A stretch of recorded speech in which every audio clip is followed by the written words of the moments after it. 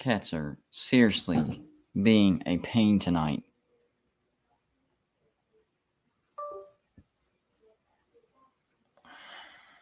Well, hopefully this is a better setup because I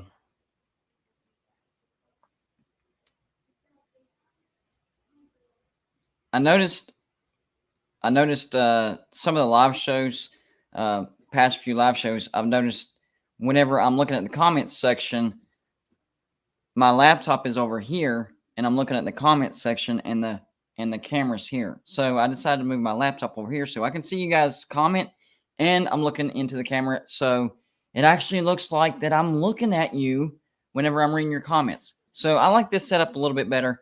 I had to move the mini fridge for the surface. We'll figure it out. I just think this looks better. We're nice and centered.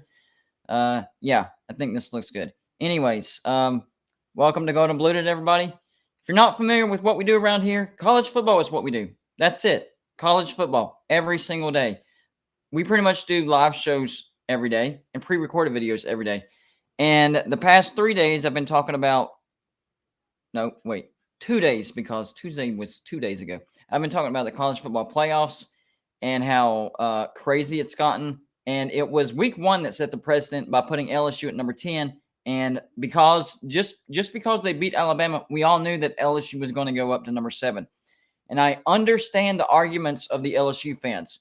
I understand, guys. I really do. I think LSU is good. I do. And I think LSU is a different team than what they were at the beginning of the year. I agree with all that. But the thing is, LSU still has 2 losses. You can't, those don't go away. You don't work those off. You don't work those losses off. And I know they've had some good wins, so that helps with those losses, but it still doesn't flat out erase those losses.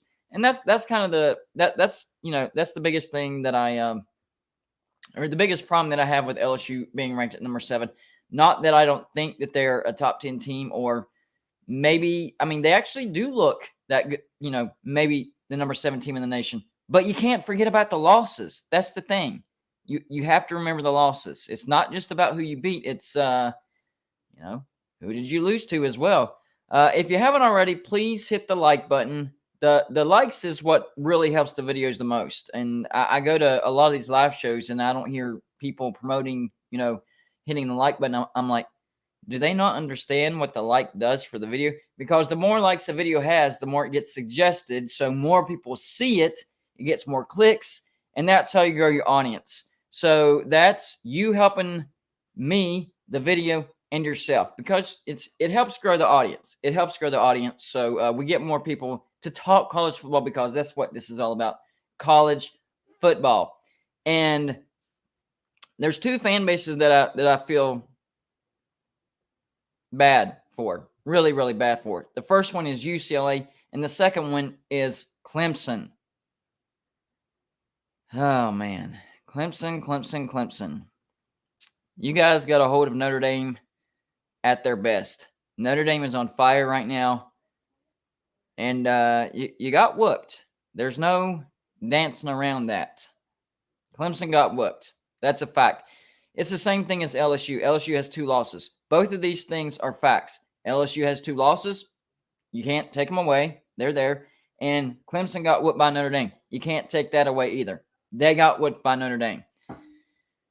But I feel like that Clemson is getting punished just a little bit too much. Almost like, man, my knees keep hitting the support. There we go. Let's back up.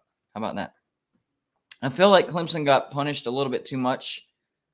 I know they got blown out, but Notre Dame is much better than they were at the beginning of the year. It was a road trip, and Clemson has a lot of good wins on their resume. People forget about that. The ACC is actually having a good year whenever it comes to, teams getting ranked. I know some have fallen off, some have gotten re-ranked, some have fallen back out of the rankings, so it's a lot of back and forth. But the point is, there's a lot of winning teams in the ACC, and they have a win on the road to Wake Forest. They have a win against NC State. They have a win at No, not at. Against Syracuse. That was a home game. There was one more. I can't think of it. There was one more good win that Clemson has, and I can't think of it. But anyways, Florida State. They went on the road and beat Florida State. Florida State is now ranked. That's 4 good wins. That is 4 good wins. So I feel like it's simply because of how late in the year Clemson lost to Notre Dame. That's why they're being punished. I still think Clemson should have a chance to redeem themselves and get to the playoffs. I'm not saying that Clemson is a playoff team. That's not what I'm saying. Not at all.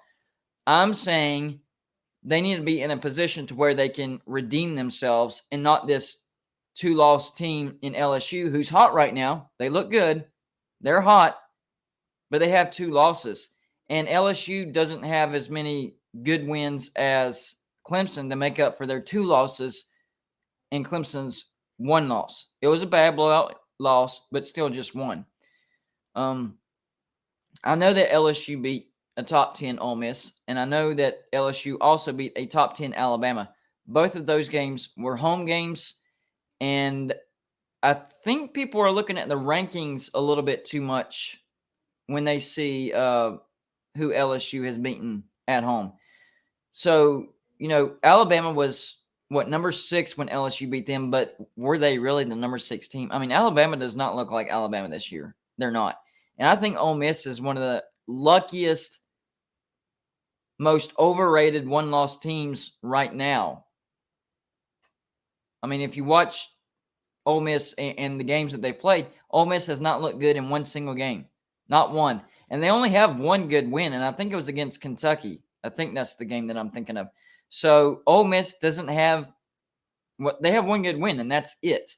But because they were a top 10 team and LSU beat them at home and beat them soundly, that's a great win. That's a great win, even though Ole Miss hasn't proven jack squat. And then, of course, you beat mighty Alabama, even though Alabama's on the down year. Why can't people admit that? Why can't people admit that Alabama is on a down year this year? Have y'all noticed that? I mean, Alabama struggled against Texas A&M at home. A&M had a chance. I know it would have taken a miracle, but they had a chance to possibly pull off a miracle and win the game there at the end of that game. And then Alabama goes on the road and loses to Tennessee. Alabama goes on the road and loses to LSU. Close games, yes. But for Alabama, they don't look like Alabama. Even when Alabama doesn't win a national championship, they look better than this team. And I was expecting Alabama to be one of their better teams that we've seen in 5 years, because that defense was supposed to take a significant step forward. The offense had a lot of veterans back, so I don't know what happened in Tuscaloosa. Maybe what Nick Saban said at the beginning of the year that wasn't true. Oh, this is a rebuild year. It kind of brainwashed them. Oh, maybe he's right. Maybe this is a rebuild year. We need to play like it's a rebuild year. Who knows? Who knows what, influences football players? I never played football in college, so I have no idea what they're thinking. So who knows what can influence how they think and their performance on the field? It could have. You never know. I don't know. It seems like Nick Saban was a little down on his team, and it was that's a little uncharacteristic of Nick Saban. Really, the formula that he usually uses in a press conference, yes, he says we need to get better here, here, here. That's normal. But usually he praises the other team too much. He makes the other team seem like it's, the best team that they're playing. And then the next week, this is the best team we've played so far. And then the next week, this is the best team we've played so far. That's just kind of his MO. But this year was a little different. Like, we got a lot of growing up to do. This is a rebuild year. We lost a lot from last year's team, blah, blah, blah, blah, blah. Like, what? You've never said that. So that was a little bit surprising, guys. A little bit surprising. Since it's a Thursday night, we will do I call it a call-in show, but it's really Join Gold and Blued on StreamYard. So Joey's going to drop the drop the link in the comments section. So if anybody wants to join me here on StreamYard, ask me a couple questions, You got some comments, you disagree with something I said, that's the best way to let it out. Another way to do that, and it's a great way to support the channel, is the super chat button. It's the little dollar sign that you see on the bottom right-hand corner, right underneath the comment section. Anything you put in that comment with the super chat is going to go on the screen, like there on my name on the screen right there, going to Bluetooth. Anything you put in the super chat is going to go on the screen. What happened? Hold on, guys.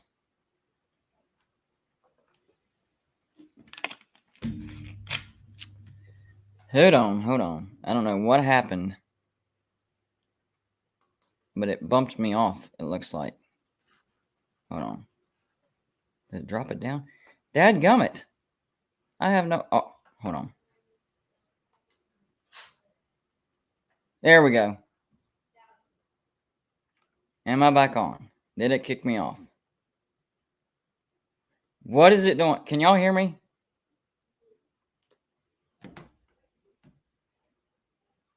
I don't know what happened. Did it end the broadcast? What happened? Hold on, let me... This is never... No, you're on. You're on. Well, everything on my end froze. I can't see my camera. I can't see the comments, so I don't know what happened.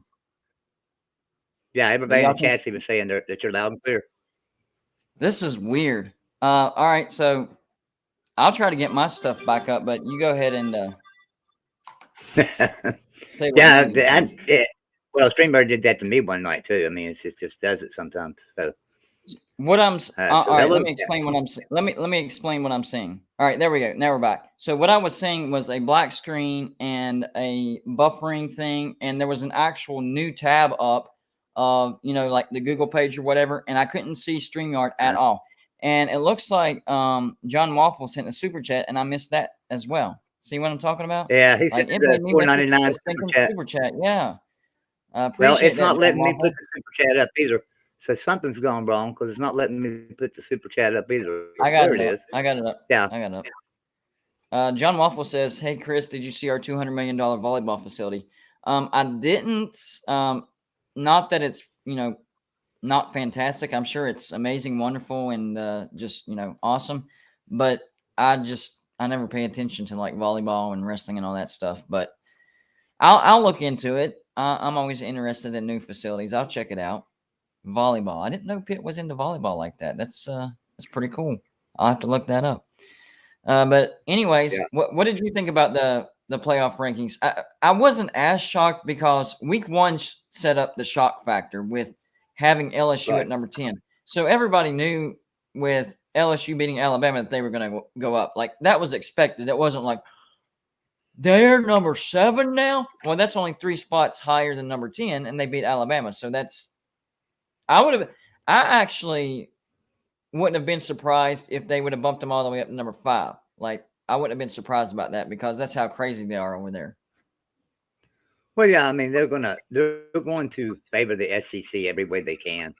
And, you know, that's nothing against the SEC because the SEC's got good football. But, business you know, ESPN, man, ESPN and ABC, CBS, all of them want to make the SEC the crowning jewel. So whenever all the media value is there, of course the committee is going to vote and put people up. You know? Yeah, so that's what I try to explain to people. Whenever I say what I say about the SEC bias, don't take it the wrong way. I'm not saying that the playoff committee is cheating for the SEC or that the SEC is finding a way to cheat. This is business. The SEC, well, first of all, the college football playoffs are on ESPN, okay? It is. Then on top of that, the SEC and ESPN have a great TV deal, and they're making money off of one another. So they're, you know, doing business for each other and with each other. And if they can make it seem like it's reasonable, they're going to bump an SEC team up as high as they possibly can without it making it look, you know, straight up ridiculous. Although I think they missed the mark with LSU. I think they did make themselves look ridiculous whenever they bumped them up to number 10. I think with week 1's rankings of the playoffs, I think they pushed the envelope just a little too much. And now people are really talking about the whole, playoff committee favoring the SEC. That was just a little too Well, much. They maybe could have gotten away with it's 14, 13, top 15, but top 10, no. People called that one. People called the bluff on that one. well, I mean, it's no mistake that they have 3 SEC teams and 2 Big Ten teams in the top 7. Right. That's where the And money four is, and and that's four SEC teams in the top 10, right. 4 SEC counting teams in the top Alabama. 10.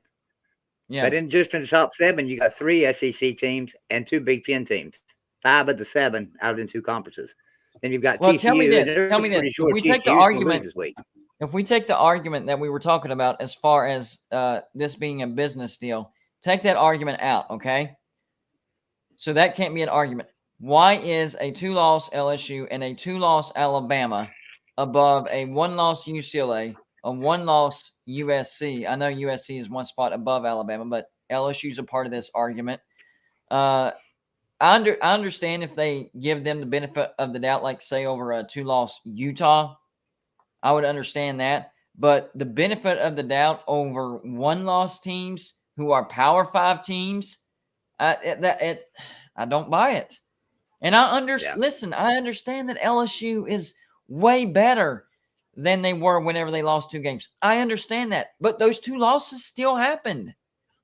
They still happened. They're still part of the record. They didn't just magically go away. Oh, LSU looks better, so let's not count those losses. I mean, it seems like that's basically what they're saying. But all you got to do to know the SEC bias is just look at the top 5. And if you look at the top 4 teams, let's see, Georgia's playing Mississippi State, Ohio State plays Indiana, Michigan's playing Nebraska, and TCU's playing Texas. Out of those 4 teams, which one's most likely going to lose this week? And that's TCU. And they put Tennessee 5, so that means Tennessee will move right back into the top 4, giving us 2 Big Ten teams and 2 SEC teams. After Michigan and Ohio State play each other, they'll be knocked out, and then you'll have either Oregon or USC in there, probably, would be my guess. So you can see it shaping up to be an SEC and Big Ten heavy. Yeah, I agree, Miss TCU is kind of a laugh, but I mean, if I was trying to find my notebook. I was trying to find my notebook because it goes beyond the top 10, Joey. Okay. I know. I had everything written out. Maybe hold on. Because you got 7 at LSU, 9 Alabama. Well, even at the very bottom, you have number 23 Kentucky ranked, and if I could find my notebook, I could give my exact arguments, but I can't. So I'm gonna try to wing this. But Kentucky ranked over a 1-loss Liberty, over a 3-loss Oregon State. And I know Oregon State just lost, but I'm comparing Kentucky's resume to these other teams' resume, and there's like 6 teams that should be in the top 25 over Kentucky. What's Kentucky's best win? Florida. Florida? Yeah, that's about right. And Florida sucks. So even Kentucky has no business being ranked right now. But because, they're in the SEC and they looked good earlier in the year, that justifies them ranking a Kentucky over some of these other. Honestly, I would put South Carolina ranked over Kentucky. Listen to this. They have the same exact record, correct? Kentucky and South Carolina are both 6-3. Who won the head-to-head? South Carolina.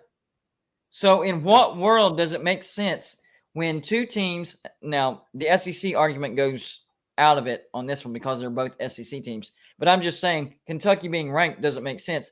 But 2 teams with the same exact record, 6-3, Kentucky and South Carolina, and 1 team beat the other. Which one should be ranked? The team that won head-to-head. I mean, this is a no-brainer. I don't get it. It's like Liberty going into Arkansas and beating Arkansas on their home field, right? Mm-hmm. Now, Arkansas plays LSU this week. If Arkansas can beat LSU, will Liberty get any respect next week? Well, I said that. That's one thing that I said. I said SEC losses aren't terrible, and SEC wins are awesome. They're the best wins you can get. Why didn't they give a great win to Liberty then? Why is Liberty not ranked? I know. They went on the road and beat an SEC team. If beating an SEC team is that good, especially on the road, why is Kentucky ranked and Liberty's not? Kentucky 6-3, Liberty 8-1. I don't understand it. Yeah, they're penalizing Liberty. What was that loss to Wake Forest? Wasn't it Wake Forest Liberty lost to? 1 point loss on the road to Wake Forest. And that's still a good showing. That's a good showing. Yeah, you better believe it. You know, and you think they beat Liberty beat Appalachian State. Appalachian State went on the road and beat Texas A&M. Liberty beat Arkansas. 1 point lost to Wake Forest. Liberty's not being respected very much. I mean, I'm not saying that they should be a top 10 team by any means. Or anything like that. They're top 25. Right. Top 25. They are. Yeah, they're top 25 team. Absolutely. You know what's funny? So I see the argument. Clemson took a beating, and I understand that, but so did LSU. Didn't LSU take a beating against Tennessee at home? Yep. Pretty sure that happened too. So the argument that people lose, the argument that people use as far as why LSU should be ranked over Clemson is, well, Clemson got mollywopped at Notre Dame. Agreed. And now Notre Dame's ranked, and Notre Dame has beaten Syracuse and North Carolina as well. Notre Dame is a good team now, but I understand what you're saying. They got mollywopped, but LSU also got mollywopped at home by a good Tennessee, and they have an extra loss to go on top of that against the common opponent with Clemson. LSU lost to Florida State. Clemson beat Florida State. LSU lost to Florida State. I know it was the beginning of the year. Not a true home game, but it was in Louisiana. Florida State Clemson went on the road and beat Florida State. There is no argument to put LSU above Clemson. I know they just got whipped by Notre Dame. I understand that. That's not good enough for me. That is not a good enough argument. There's too many other arguments that say, nope, Clemson should actually still be above LSU. When does all this other stuff not matter? Why does it just matter? Oh, they just got mollywopped. That's the only. So it doesn't matter that Clemson has more quality wins. It doesn't matter that Clemson has one less loss. It doesn't matter that they have a common opponent and LSU lost to that opponent and Clemson beat that opponent. None of that other stuff matters.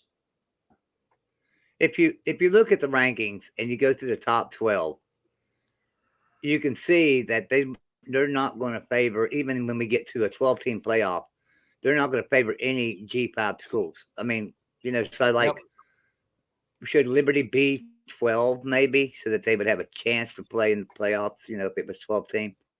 There will be one group of 5 teams to make it in the 12 team. I'm talking. This is going to be annual. There will be one team that makes it every year, only because of that top 6 championship criteria. But that's it.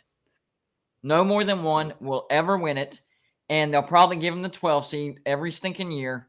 Well, they'll probably give them like what's the lowest seed you can have and still have a home playoff? Whatever seed that is, that would be an 8 seed, I think, is the lowest seed you can have and still have a home playoff game. Yeah. So the group of 5 champ gets an automatic bid, and they're probably going to have the 8 seed every stinking year.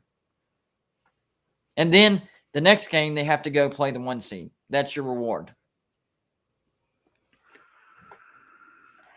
Yeah. No, Liberty does not suck. That doesn't even make sense. Sort you heard my phone go off. How are you saying that Liberty sucks? Liberty does not suck. They're actually a pretty good football team. They lost to Wake Forest by 1 point on the road. That's their only loss. They beat BYU, which I know BYU's not this great team, but that's still a quality win. And they just went on the road and beat an SEC Arkansas. I mean, what does Liberty have to do to get respect? Go undefeated for 3 years in a row? Yeah, they need some respect, that's for sure. And we're not asking for like a top 20, top 15, top 10 ranking, just top 25. Like, 23, 24, 25, and I'm okay with that. Liberty deserves to be in over Kentucky. Liberty deserves, I wouldn't say Florida State actually, or Washington, but definitely Kentucky's where I'm settling on as far as Liberty. Like Kentucky shouldn't be ranked. I mean, if you're going to go with an SEC team at 24, it's got to be South Carolina because South Carolina beat Kentucky head to head. So I'm scratching my head trying to figure out why they have Kentucky at number 24. Here's the reason. only game I just thought of it. Liberty. Here's the reason, Joey. Here's the reason. It's going to help Georgia look even better when they go on the road and beat a ranked Kentucky. They've already beaten South Carolina, so they don't need help with that win. But, hey, if we stick a ranking besides Kentucky, even though they haven't earned it, they got beat straight up by South Carolina. They have the same exact record. That doesn't matter. We want Georgia to look even. Listen, this is not me bashing Georgia anyways. They don't need help. They're the number one team in the nation. They don't need help. That's stupid. Put teams that deserve to be in that spot, not like trying to think down the road, what if Georgia loses? Georgia's not going to lose on the road to Mississippi State, all right? That's not going to happen. Well, they're I trying know to make a the lot of television Georgia market fans look are good. scared about that. A lot of Georgia fans are actually scared about that, but I don't think Mississippi State is a good enough team, and Georgia is much better than what they were earlier in the year. So if I were a Georgia fan, I really wouldn't be worried about that. I wouldn't be worried about Kentucky either. As long as Georgia plays their A game, you will beat both of those two teams comfortably. You don't need any fake rankings help because all you have to do is go undefeated. And the rest of the schedule that Georgia has, they are more than capable of going undefeated. No help necessary. People that are saying that Liberty sucks. Liberty has one struggle game this year. Other than the loss to Wake Forest, they had one struggle game. That wasn't even a That was struggle against game. Southern Miss. The Southern Miss was overtime. First game of the season, they won 29-27. Yeah. But other than that, they blown everybody away. I mean, Southern Miss beat Tulane. They beat BYU 41-14. Liberty did. So they embarrassed them. Tell me they're a sucky team. And Arkansas. If anybody watched that game, final score was 21-19, but Liberty was firmly in control of that game the whole game. Yeah. Liberty led that game. So definitely. So since we're talking about Liberty, in what universe does it make sense that Liberty joined the Conference USA? Why did they join Conference USA? My question is, did they not get an invite, or was there no interest from the Sun Belt, from the AAC? Like those two conferences, that's where – hold on. Keep going, Joey. Hold on. Okay. Well, yeah, I agree with you. Probably that's why they're not getting the respect is because of the conference. I mean, I don't know. I would think that would be what it is that they're in Conference USA, and so they're not getting the respect that they would get if they was in Sun Belt right now, because a lot of those teams are really good, and also in the AAC. So right. And that's the thing that really gets on my nerves about that. Now that they're joining Conference USA, they're not going to get – they might get less respect now that they're a part of Conference USA, because if you look at their scheduling now compared to what their scheduling is going to look like in Conference USA, their scheduling is actually going to get weaker since joining Conference USA. I don't understand this move by Liberty at all. I understand that they're going to be making a little bit more money in Conference USA, but you're definitely not going to get more respect. You're going to get less respect. And then does that mean that the Sun Belt and the AAC was not interested in Liberty? Is that what this means? Because if that's the case, shame on you and you freaking morons. I'm talking to Sun Belt AAC. Idiots. Liberty could make you a lot of money. I mean, the Sun Belt has Old Dominion, right? Liberty would make them more money than Old Dominion. Liberty has a much better brand than Old Dominion right now. Much better. I don't know what they're looking at. I guess possibly the religious factor for not inviting them. I have no idea. Yeah, that nonsense has got to stop. It's not like, they have church out on the field before, the games and stuff. Right. Like, that's just an affiliation. People have got to get over themselves whenever it comes to religious affiliation and all that stuff. It's stupid. That just means they're affiliated. They don't literally do church services at halftime, okay? It's not, there's nothing like that. So it's just, I think that's just a stupid excuse that people keep using just to leave somebody out. And it's a bad excuse. It's a terrible excuse. I don't So tell me understand it. something. What games are you looking at this week to possibly be some upsets? Do you have any in mind? Well, Just it's not going curious. to be an upset, but I do think that Texas knocks off TCU. Texas is Yeah, favored in that Texas game. favorite. Right. Texas is favored in that game, so it's not going to be an upset. But I actually expect Texas to beat them pretty good, to be honest with you. I think Texas beats them by possibly 20 points. Because here's the thing, TCU does not have a good defense. All right, that's a fact. And the two wins against, who was it? Kansas State and Oklahoma State. They were down big, and they had to come back. And kudos to them, they did come back. So kudos to them for coming back. But that's going to be a very hostile road environment. Quinn Ewers is 100% right now. Texas is firing on all cylinders. I don't see any. I know this is like a doom and gloom prediction. I don't see any way that TCU goes on the road and beats Texas. I don't see it. I think a couple games to watch out for upset this week. I think Ole Miss could upset Alabama, and I think Louisville could upset Clemson. That shouldn't be an upset. Ole Miss beating Alabama shouldn't be an upset. Look at Alabama. They are terrible on the road. Terrible on the road. Yeah, they're not really if good this on the were road. in Tuscaloosa, I would say Alabama by 2 touchdowns. But simply because it's on the road, I actually do think Ole Miss will beat Alabama. That should not be an upset. I don't know why Alabama's favored. It's like they can't get over the fact that Alabama's having a down year. Why can they not grasp that? I don't get it. Yeah, I agree. We have Notre Dame representation tonight, the center of many We say stories this past week. What's going on, buddy? Hey, guys. Guys, do you think that Saban's losing it a bit? I wouldn't say that because people said the same thing. What was it, 2016 or 2015, when I think they went 8-4 or 9. It was 8-4 or 9-3, and people were saying, he's losing it, this and that. He's just having a down year. The schedule is. I've tried to explain this to people about the SEC. Okay, so the SEC, they're geniuses as far as scheduling. Their conference scheduling. 4 home, 4 away, year after year after year, and they rarely schedule any out-of-conference road games. So most of the time, when you look at an SEC schedule, you see 4 road games, and that's it.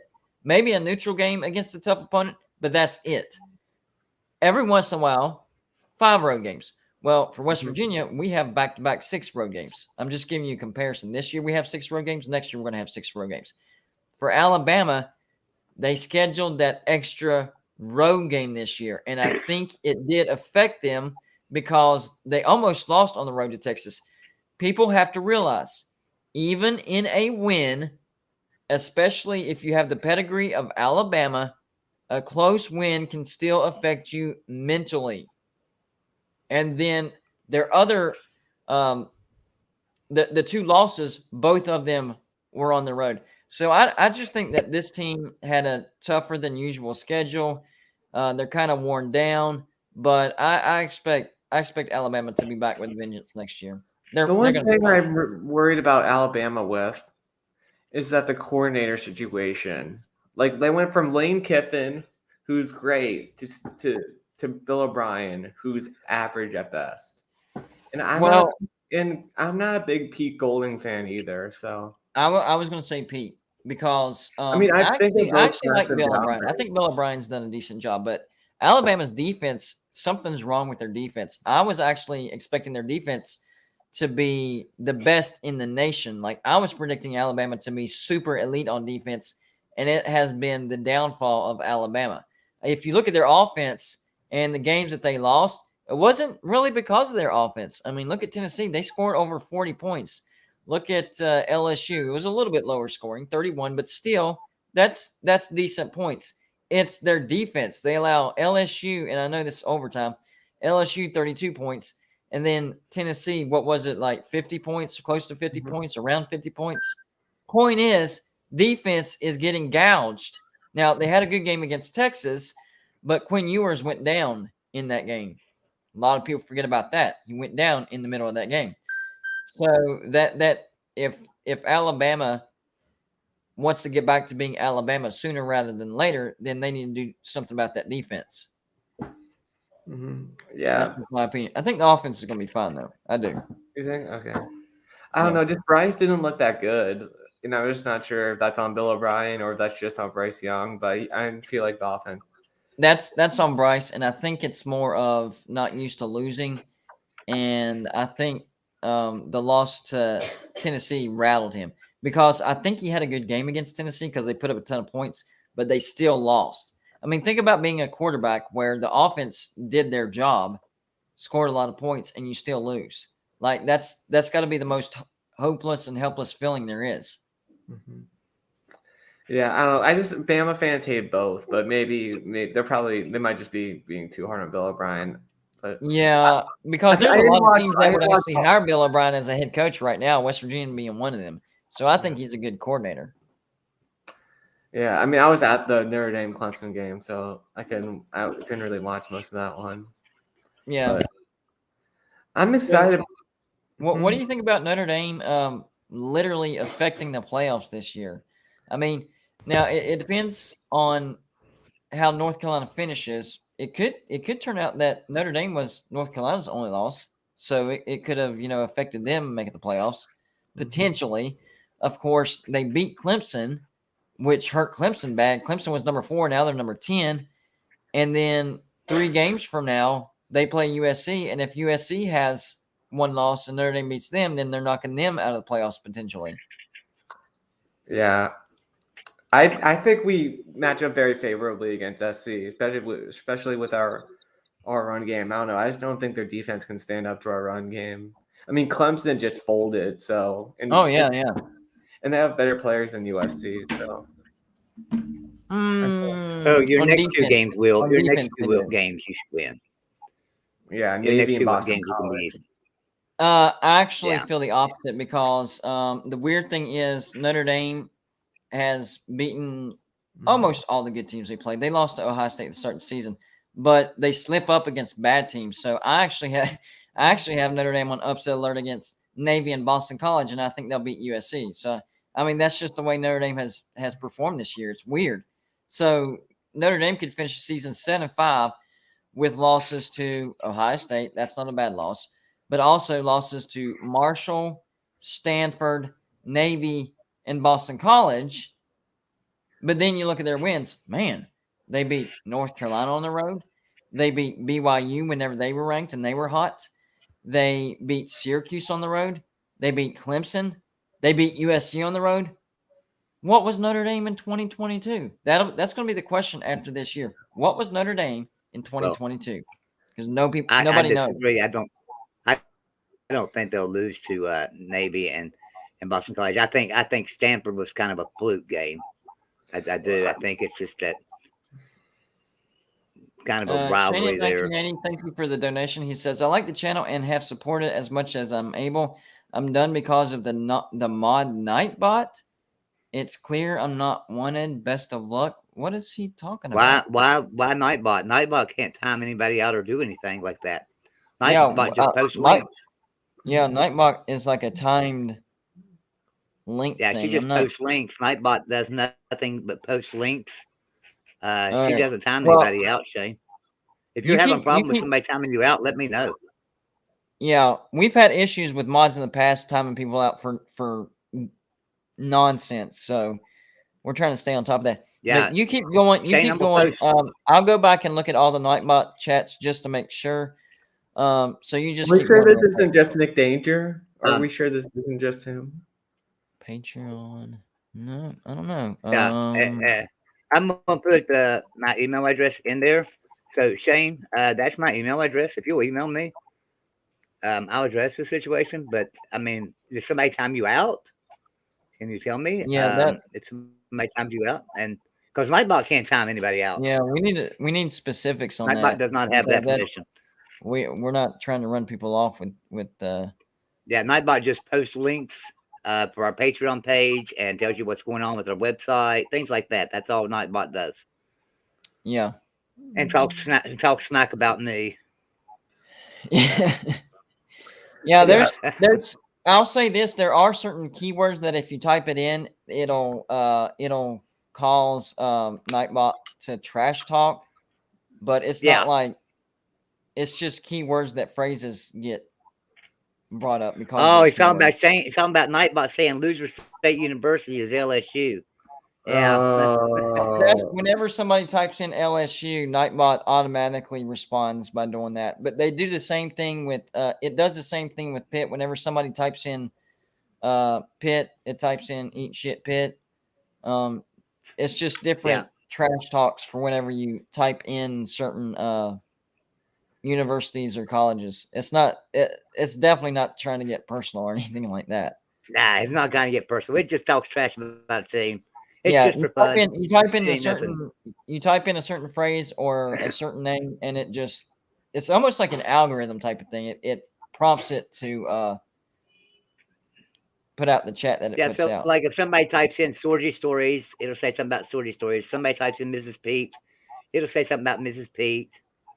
There's a few people that it's got in its brain. Yeah, see, so Sorgy Stories did the Pitt thing, and you can see what Nightbot said after that. So it's nothing. Yeah. It's not a shot at you or LSU or anything like that. It's just what it does. It says, Pete, you're not helping anything. Stop. Oh man, that's actually kind of funny right there. Yeah, Nightbot's proved to be invaluable though about posting links and reminding them to hit the thumbs up. Will ND is proving we don't have anything keyed up for Notre Dame because he typed in ND and nothing popped up. Why don't we have a trash talk phrase for Notre Dame? Or does he have to type in Notre Dame? No, he don't have to type in Notre Dame. I don't have anything on there for Notre Dame. Oh, okay. I got you. There's nothing on there. So yeah.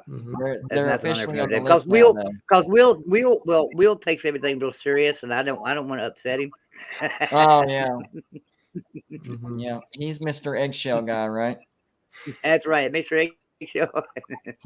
No, I just really haven't thought about it. I went back on like teams that West Virginia has played in the past and how big of a game it was. And West Virginia and LSU were big games in 2009 and 2010 or 2010, 2011. And got beat on two big games there. Yeah. Yeah. But they're really good games. And John Waffle says Pitt is ready for the Big Ten. We have the money. Does Pitt have AAU status? I actually think they do, don't they? Yeah, they're AAU. Oh yeah. The only problem that Pitt runs into is Penn State. Yep. And Penn State does have some massive, massive pull in the Big Ten. That's a big problem for Pitt. But my opinion about Pitt, I actually think they would be a great fit in the Big Ten. I think culturally they're a perfect match. I think academically they're a perfect match. So yeah, I think Pitt would fit in rather well in the Big Ten. But there's that brick wall you run into in Penn State. I don't think it's going to happen.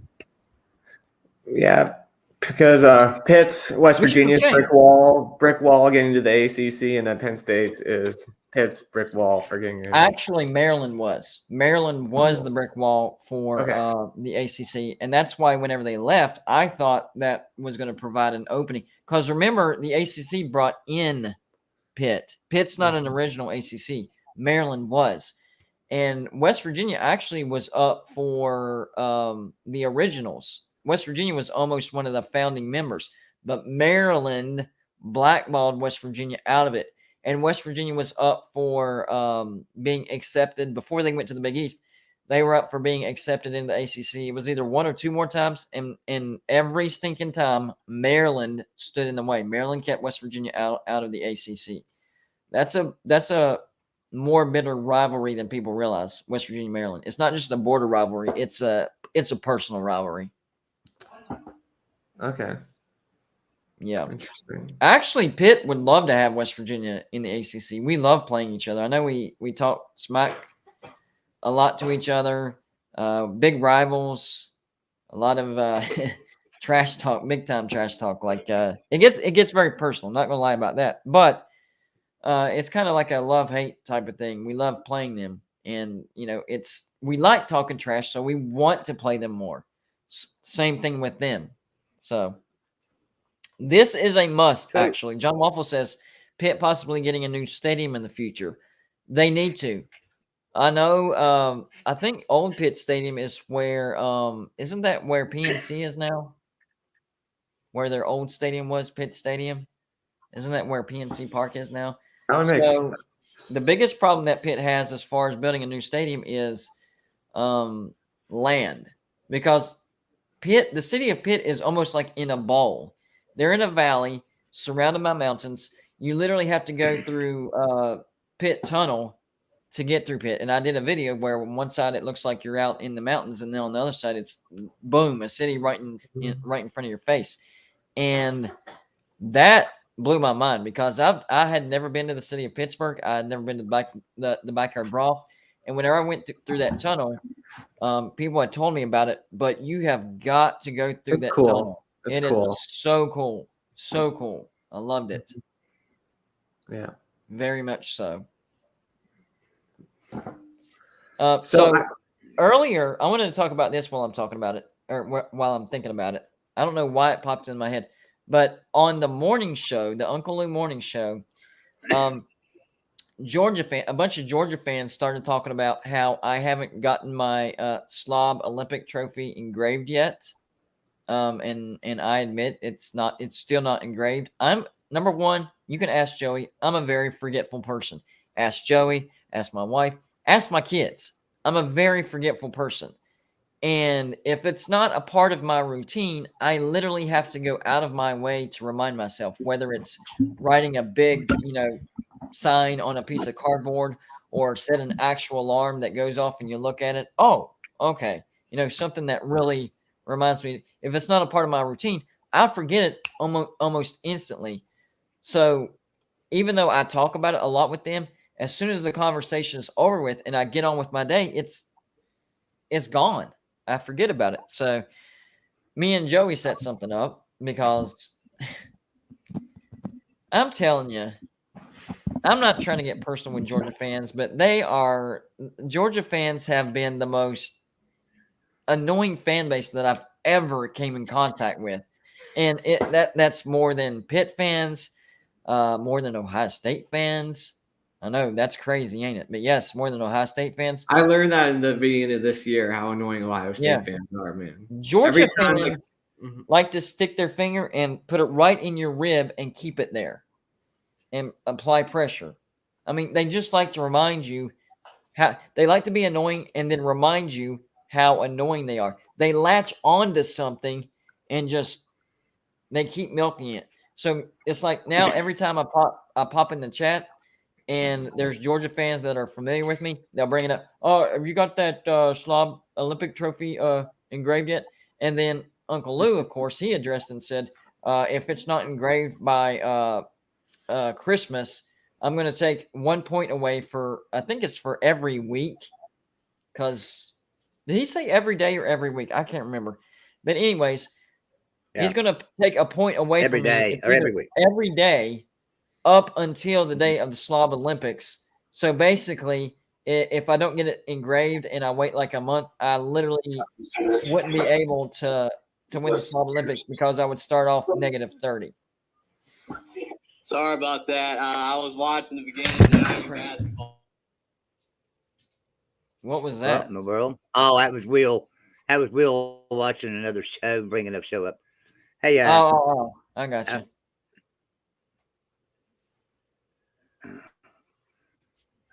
So yeah, I wanted to celebrate in the chat something about Golden Blue. My bad, guys. Sorry about that. That's all right. Something Golden Blue Dude and I also talked about was we had an idea. So like we always have Black Friday and Cyber Monday. So we decided we'd do a Golden Blue Dude Saturday on like November 26th. Not guaranteed yet. We're not set in stone. I'll just tell you about it. And that's Saturday the 26th. There's no football that day. And so it's a week before the conference championships and a week after the last games. And we'll just go over. We'll have guests on from every conference to talk about how that conference did this year and things like that. Just be a big show, like 4 hours long, 5 hours long, or something.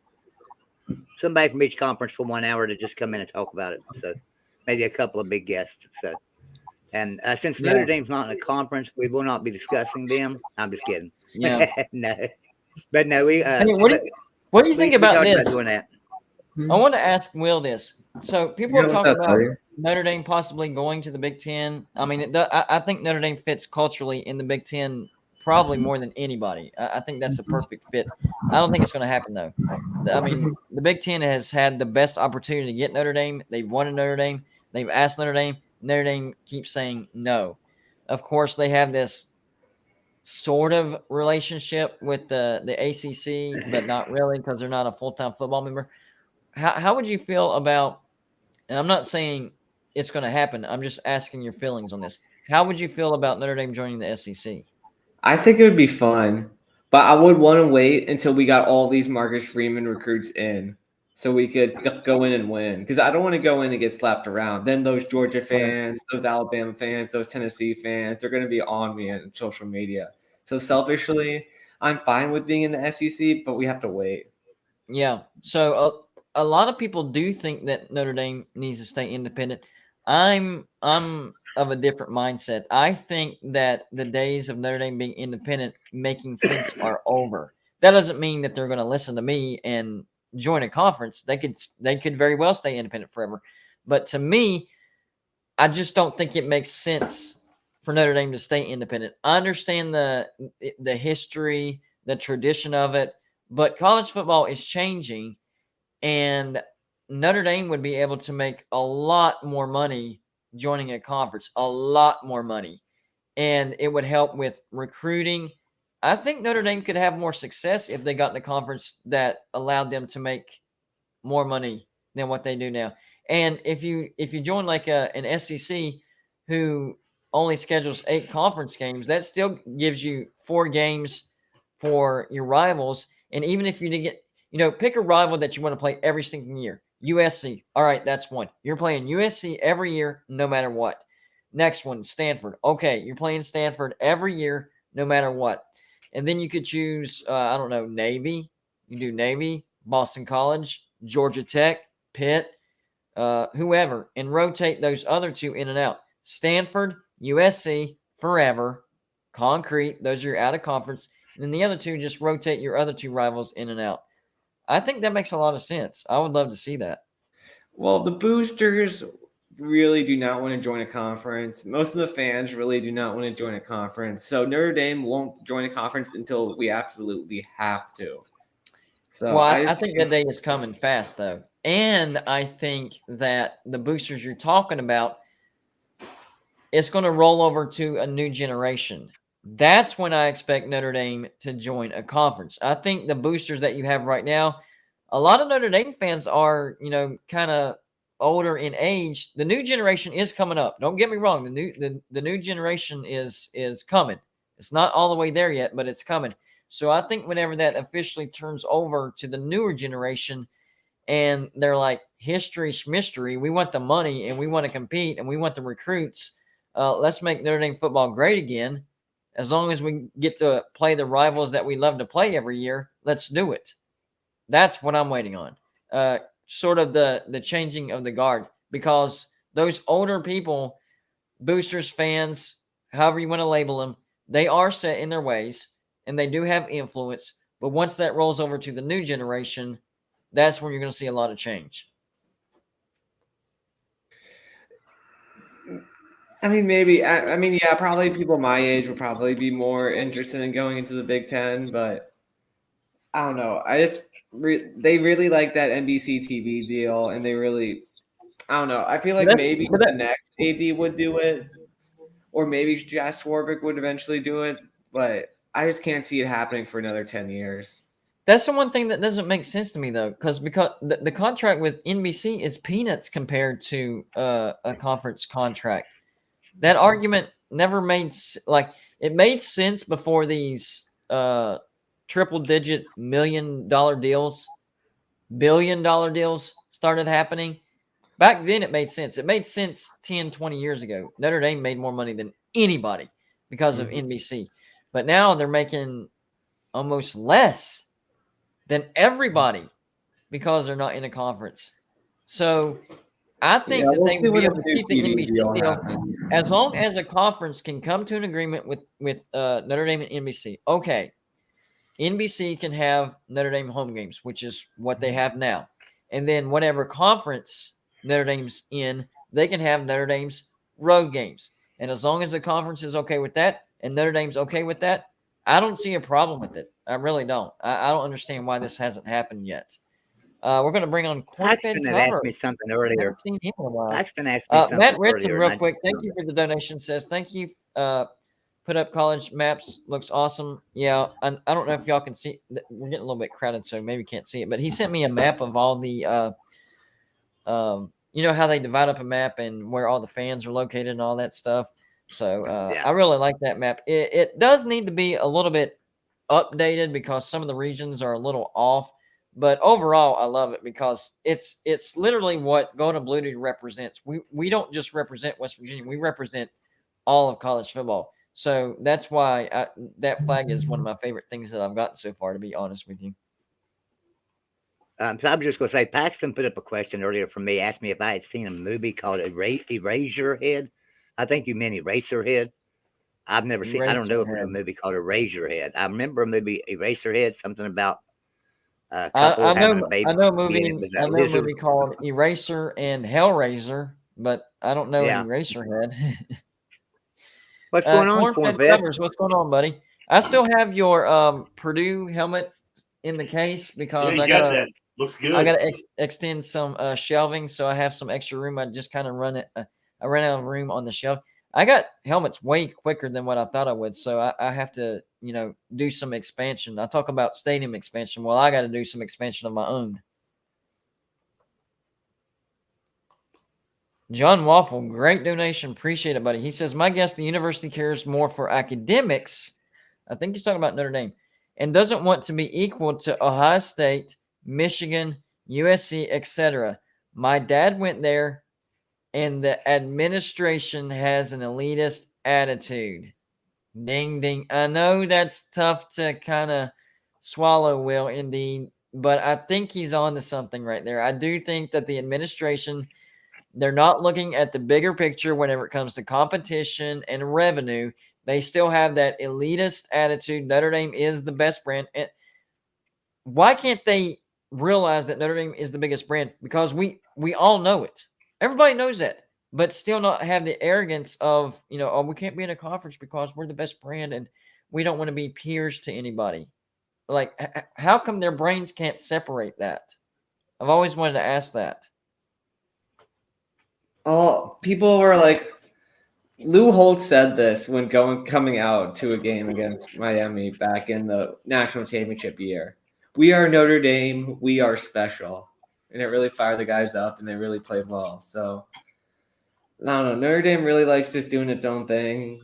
We like playing all the teams across the country. I mean, with the ACC deal, we don't really do that as much as we used to, but we still play usually a Midwest team, a team from the West Coast, teams from the East Coast. We like playing everyone. So, okay. Does that mean that Notre Dame fans and the Notre Dame administration literally thinks that if they join a conference, they're not special anymore? Is that what that means? It takes out a little bit of the. It takes it out a little bit. How?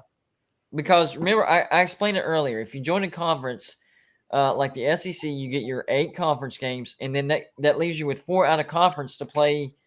You know, the West Coast teams, Boston College, you can rotate in and out. Navy, you can rotate it. Georgia Tech, Pitt, you know, any of your rivals, and whoever else you want to play out of conference. It's not like. It's almost like Notre Dame wants to mix it up too much. Like they played a UNLV. What's special about UNLV? They're just a cupcake. We want to play our cupcakes too.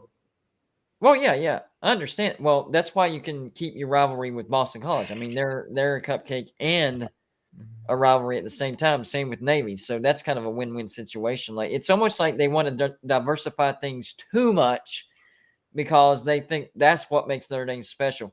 That's not what makes Notre Dame special. What makes Notre Dame special is they're a blue blood. They're a historical college football program. They have great academics. It's not the independence. It's almost like a side thing. That's not. If that's what made them independent, then BYU's just as special as Notre Dame, and we all know that's not true. BYU is not as special as Notre Dame. So the independent argument, I don't buy. That's not what makes Notre Dame special. There's so many other things that make Notre Dame special. I just think that's a weak argument. You can say like what Lou Holtz told his guys, right? We are Notre Dame. We are special. You can still say that and mean that, and it be true with Notre Dame being in the conference. Why would Notre Dame being in a conference make it? Well, we can't say we're special anymore. We're part of a conference. Sorry, guys. Might as well not even play. We're not special anymore. See what I'm saying? Like it's like I'm going to they're taking it I'm to an gonna hop out of here. extreme. They're taking it to an extreme. Okay, Joey. I'm gonna hop out of here and let some people come in. So y'all have a good All day. right. We will see you later on then. All right. See you later. Cornfed covers. You're a Purdue fan. I know Purdue and Notre Dame are pretty close geographically, and y'all have played each other many, many times. Oh yeah. Whenever you look at how Notre Dame thinks and the whole mentality over there, what goes through your head? I mean, the national TV deal's huge, but like you're saying, I think the time's just coming to an end. They're gonna. Everybody else is forcing their hand at some point. So Right. where are they going to go? So, what do you think about the people that say what makes Notre Dame special is that they're independent and they can play whoever they want? Like, to me, I think that's shrinking Notre Dame being special down too much. Like, there's way more things about Notre Dame that makes them special than being independent and being able to play whoever they want, because, BYU is independent, UConn is independent, Liberty is independent. Like, there's more to it than being Because they independent. all that blue blood. Right. That's That that makes difference them between them special. and BYU. Yes. Yeah, and I don't know. It's just I think everything's going to force their hand at some point. They're going to have to make a change. John Waffle says, when you go to their conference, you understand why a lot of the alumni administration are like that. It's just different. Well, I think if we were to join a conference, I just don't think we would join the Big Ten because of the Michigan factor. Like, if Michigan left, the hatred that Notre Dame has for Michigan, and Michigan hates Notre Dame too. Like Bo said, like Notre Dame can go like he said something about Notre Dame when he died. Bo Schembechler did. So yep. Like I feel like that was worth doing a video on. Like, that hatred is so much that was worth doing a video on, and I did it. How did it go? Michigan and Notre Dame played each other for like a long time. It was like over 20 years, and Notre Dame finally beat Michigan, and then Michigan refused to play Notre Dame because of that. And then ever since, Notre Dame has held it against Michigan, and this happened like 80 years ago, but it was such an intense thing. People on their deathbed cursing out Notre Dame as they die, and vice versa. Like, that's how personal and how intense that particular scenario unfolded. So yeah, I agree with. That's why I don't think Notre Dame will join Michigan, because it is that personal, and that's why I would suggest that Notre Dame join the SEC. Honestly, if you think about it, that would almost be rubbing it in the face of Michigan. Number one, number two, you're still in one of, if not the best. It's an argument between the Big Ten and the SEC. Both of them really, really good. 1 year is the Big Ten, the next year is the SEC. It's back and forth. So you could say you're still in one of the best conferences. You're making a ton of money, and the cherry on top of everything, rubbing it in Michigan's face. Yeah, I mean, Notre Dame is just the one problem is the campus is just kind of far away. So like fans like to travel for away games. But I mean, I wouldn't mind joining the SEC just to rub it in Michigan's face. But it's like what you said earlier, playing whoever you want all over the country. Well, I know the road games would be far in the SEC, but how much different is it than your current schedule? I mean, you already play games halfway across the country, and in the ACC, the SEC isn't that much farther away than the ACC. In fact, you would have closer games because of the SEC West. Yeah, I think they like but I that. don't know. They like that aspect of the East Coast. It's not that like those ACC schools is better competition, but if they're recruiting nationwide, they don't want to take bus rides to West Lafayette and East Lansing and Ann Arbor and Right. Chicago and Bloomington. Okay, let's get on a plane and go to Virginia Tech. It's just kind of like, Right. we're not staying home. We're going across the country. And that's why I think the SEC would fit right in their wheelhouse, Well, because you would be going not like across the country like the Pac-12, but that's why you keep USC and Stanford.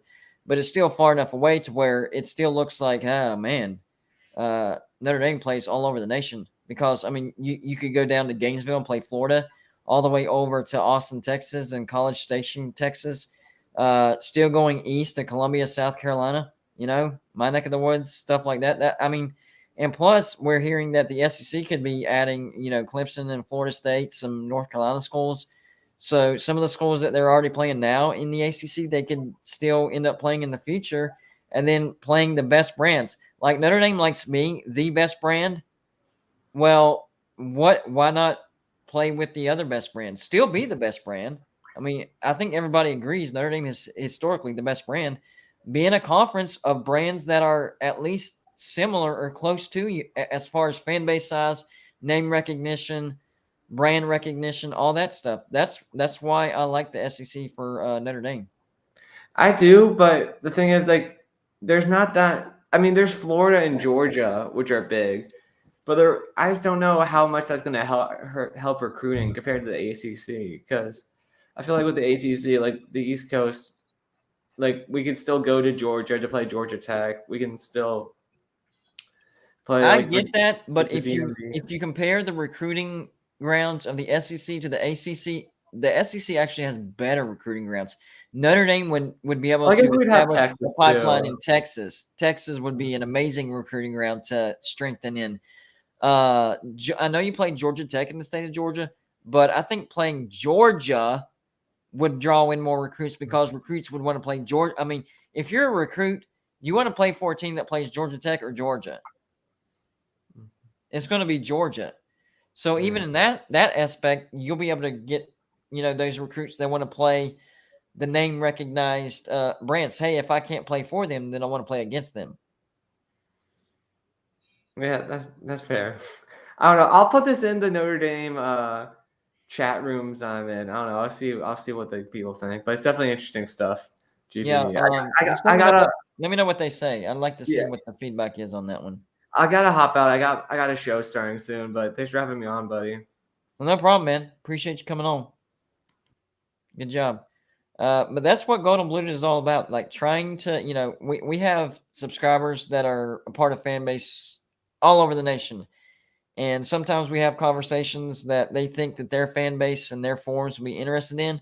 And that's a good way to get, our name out there as well. Hey, over here on Golden Blue, we were talking about this. What do y'all think about this? Stuff like that. It's a great way to spread the brand of Golden Blue. What's the latest on your coaching search there? Oh, it's dead. There is no coaching search.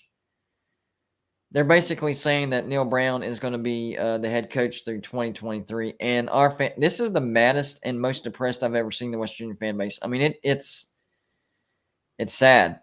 That's the best way I can put this. This is the saddest time I've ever experienced as a West Virginia fan. Almost a feeling of hopelessness. Seriously. I've never experienced anything like this.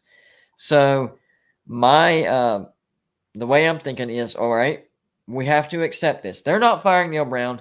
I'm a fan. I can't do anything. We have to accept this.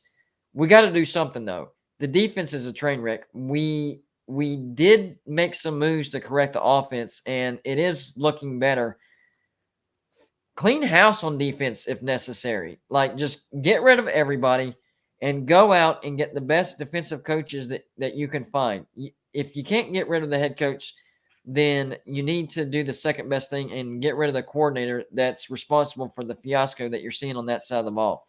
And Jordan Leslie should have never been promoted to defensive coordinator. He looks like he's in over his head. The defense has gotten worse. The day he became defensive coordinator, the defense has been getting worse and worse and worse. When he took over 2020, or the year after was 2021, but in 2020, the year before, West Virginia had a top 5 passing defense, and there was a couple weeks where West Virginia was number 1 in total defense. Now we're like 120th. Last year we were like in the 50s, 60s. So you could see a step down, but it was still tolerable. And then this year it's a step further, and now the gap is just too big to ignore. Yeah. So something needs to be done. It's weird. I will say this. I do expect there to be a good crowd on Saturday because it's Oklahoma, and Oklahoma isn't good as what they usually are.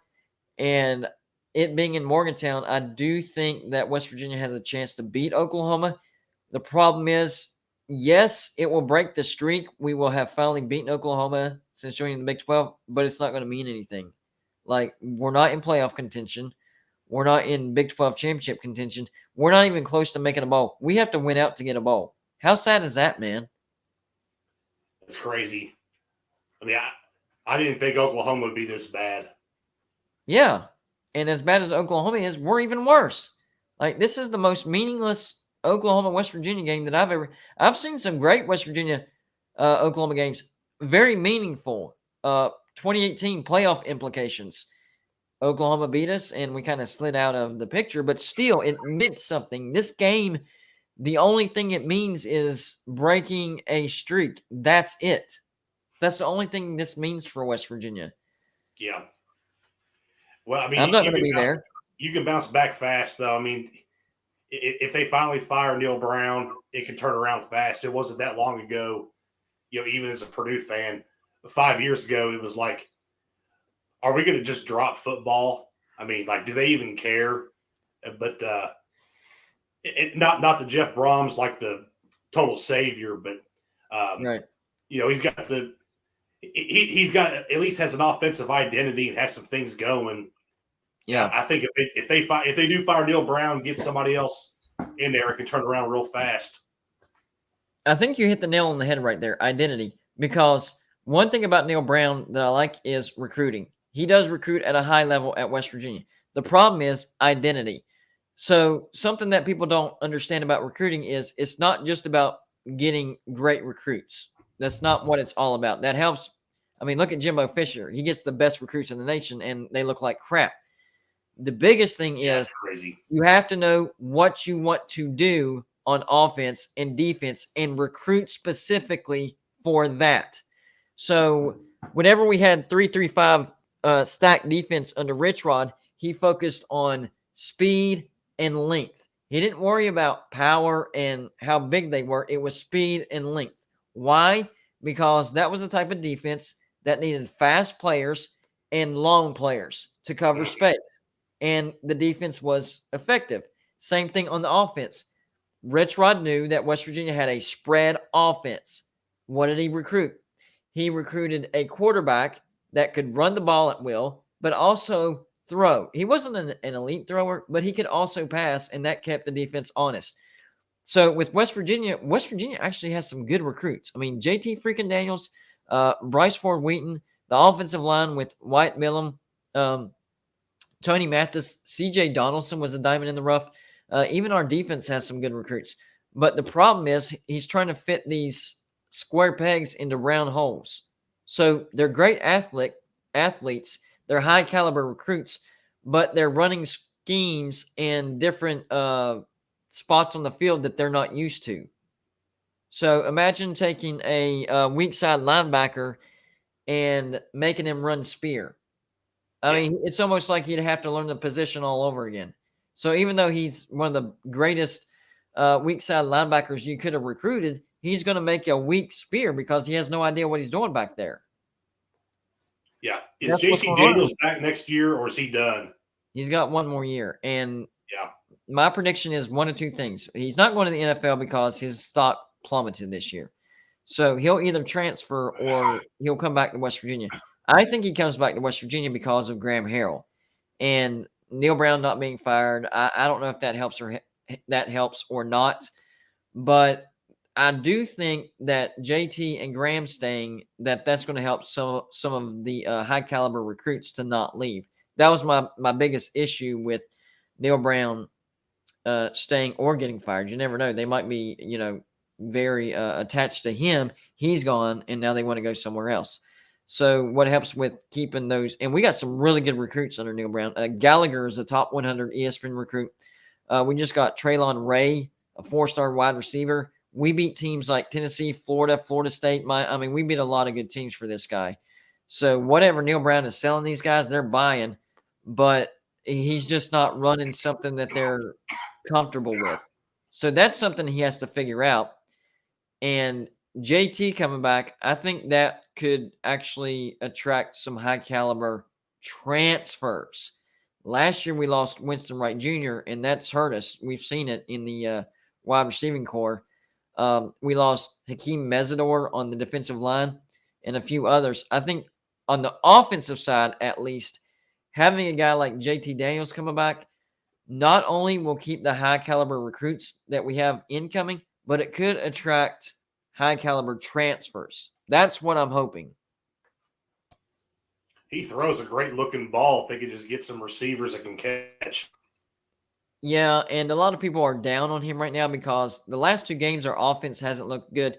But the problem is people forget that the offense has been carrying the load and we've still been losing. So it's almost like they're out of gas. And, even when we do play to the, at an elite level, our defense is so bad we still lose. So I think it's more of a mentality. We still have playmakers on offense. Compared to your expectations, how has Purdue's season matched up to your expectations? Right now, slightly under. I thought they could have went 9-3. Their season total was 7, and that's probably right where they're going to end up. I think they'll end up losing to Illinois, and then they can take care of Northwestern and Indiana. 7-5, 7-5, probably guaranteed rate bowl or something like that. So a little disappointing with the quarterback coming back this year, but well, I had y'all going 6-6, 7-5, not because I thought you were necessarily going to be worse. I just thought that your schedule was a little bit tougher than last year. So I thought that was going to equal out to a couple more losses, and unfortunately, that's what it looks like is going to happen. So I wouldn't be super disappointed. I mean, I know it's tough not to be disappointed whenever you have more losses than what you. I mean, we're looking at 3-6, and I predicted 9-3. You talk about disappointed. I'm right there. But with Purdue, I think it's more of last year's schedule versus this year's schedule, and that's what concerned me about Purdue taking a step back. I don't think y'all have taken a step back. I just think it's just been a tougher schedule.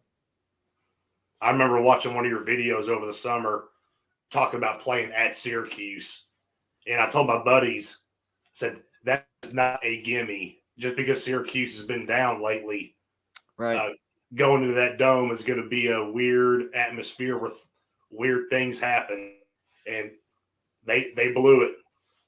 Yeah, and Purdue had a chance to win that game, and honestly, the ending of that game was stupid. I think the refs cost Purdue the game on that one. I mean, I know there's a bunch of things throughout the game that Purdue could have done better to win the game, but when it comes down to how many pass interference flags did they throw there at the end to keep that drive going? 4 or 5. I've never seen that before. So, that was. But with Syracuse, I remember whenever we were in the Big East, and even when West Virginia was really, really good, and Syracuse wasn't all that good, they almost beat us every time in the dome. That dome is just it doesn't hold that many people, but it's so different and weird. It's almost like, are we playing in a different country? Is this a different type of football? Is this American rules? Can somebody look up the rules that we're playing in this one? Because that's how different the atmosphere is. It's crazy. Boom to the Sooner says, Sooners and Mountaineers.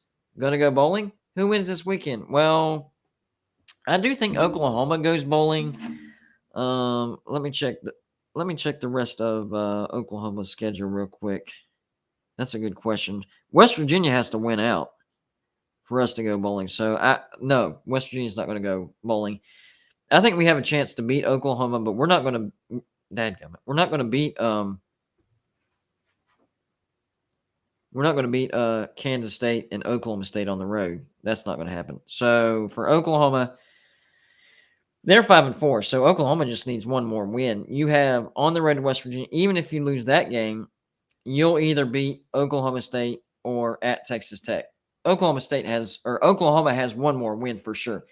Who knows? You might actually beat West Virginia. I mean, you're favored in the game. West Virginia is not a good team, so it wouldn't be an upset.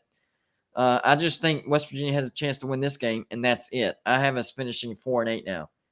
Last win against Oklahoma. We don't get to a bowl. Oklahoma probably beats Oklahoma State because the Cowboys look really, really bad right now, and it's in Norman. Bedlam, great rivalry. I think there's a chance that Oklahoma can blow out Oklahoma State. I really do. But yes, I don't know Oklahoma what is goes going to on there. I don't know. I really don't. The defense has fallen off a cliff for whatever reason. And I predicted their defense to take a step back because Knowles went off to Ohio State. But for the first 4 or 5 games, it didn't look that big of a step back. And then all of a sudden, the past 2-3 games, it's like it caught up to them all of a sudden, especially against Kansas State. So I don't know if they had injuries that I didn't see or something like that happened. But my gosh, it went bye-bye fast. Yep. Yeah. So yeah, I think the Sooners will beat the brakes off of Oklahoma State. I really do. I don't see the Cowboys winning that one at all. You want to add anything else to this? You got a favorite play for this week? You know what I do? I like hold on, let me go back and make sure I say the right thing. I don't want to mess up the line. The game between TCU at Texas. Texas is now favored by 7. That means the line went down. Maybe I would wait till it goes to 6.5. I think that would be a lock. If that line goes down to Texas favored by 6.5, that would be a lock. I would take that and not even, lose any sleep whatsoever. But even at 7, I really like the play of taking Texas and laying the 7. I think Texas is, number one, the better team. It's in Austin, and Texas has the offense to completely expose that bad defense that TCU has. The only thing that's saving that defense is whenever the officials stop calling pass interference, because that defense, it doesn't stop pass interfering, but for whatever reasons, the refs stop calling it. So yeah. It's mind blowing. Another play that I like is where is it? I would take Louisville in the 7. Clemson is favored by 7 over Louisville. Nice. Louisville has gotten much, much better. I don't think Louisville beats Clemson, but I would definitely take Louisville in the points. And then if you have some extra spending money, put it on Louisville on the money line and see what happens. Because I think, Clemson's coming off a loss to Notre Dame. That's hurt, not just a loss, a blowout loss. That's kind of hurt their momentum. Their ego. They've fallen down to number 10. What are we playing for now? Like, they're very, very vulnerable right now, and Louisville is a good enough team to take advantage of Clemson's vulnerability right now. So Louisville in the points, and then take a chance and take Louisville straight up on the money line. I'm taking my play of the week is a team total Ohio State over 40.5 against Indiana. I don't want to lay the whole 40, but I think they will shake off some cobwebs from that rock fight against Northwestern last week. Yeah, I think Ohio State maybe went in there a little too loose, and then you combine that with the weather, it slowed them down a lot. Now, the excuse that I don't like is the running game. Northwestern has one of the worst running defense in the entire nation. Ohio State should have been able to hand the ball off almost every stinking play and still put up 350 to 400 offensive yards and, beat them by 30. So the fact that they weren't able to move the ball, that was kind of like, to me, that